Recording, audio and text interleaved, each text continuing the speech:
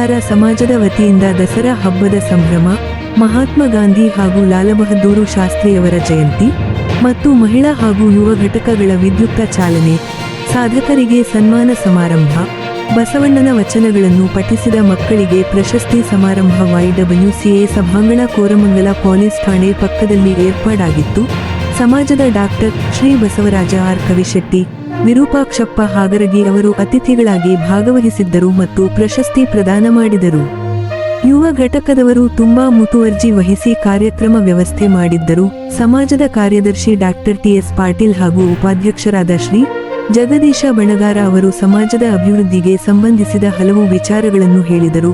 ಅಧ್ಯಕ್ಷರು ಸೇರಿದಂತೆ ಬೆಂಗಳೂರಿನಲ್ಲಿ ಹಿರಿಯರು ಹಾಕಿಕೊಟ್ಟ ಗುರಿ ತಲುಪಿದ್ದು, ಮುಂದಿನ ದಿನಗಳಲ್ಲಿ 200ಕ್ಕೂ ಹೆಚ್ಚಿನ ಸಂಖ್ಯೆಯಲ್ಲಿ ಅಜೀವ ಸದಸ್ಯರು ಬೆಂಗಳೂರು ನಗರದಲ್ಲಿ ನೋಂದಾಯಿಸಲು ಎಲ್ಲರೂ ಸಹಕರಿಸಲು ಮನವಿ ಮಾಡಿದರು.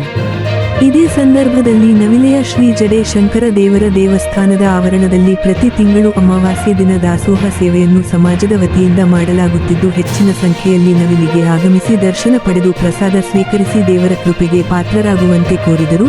ನೂರಾರು ಸಂಖ್ಯೆಯಲ್ಲಿ ಬಂಧುಗಳು ಕಾರ್ಯಕ್ರಮದಲ್ಲಿ ಭಾಗವಹಿಸಿ ಬನ್ನಿ ಬಂಗಾರ ವಿನಿಮಯ ಮಾಡಿ ಸಂತೋಷ ವ್ಯಕ್ತಪಡಿಸಿದರು. ವರದಿ ವೀರೇಶ್ ಶಿಂಪಿ, ಕಂದಗಲ್ಲ, ರೂರಲ್ ನ್ಯೂಸ್, ಕಂದಗಲ್.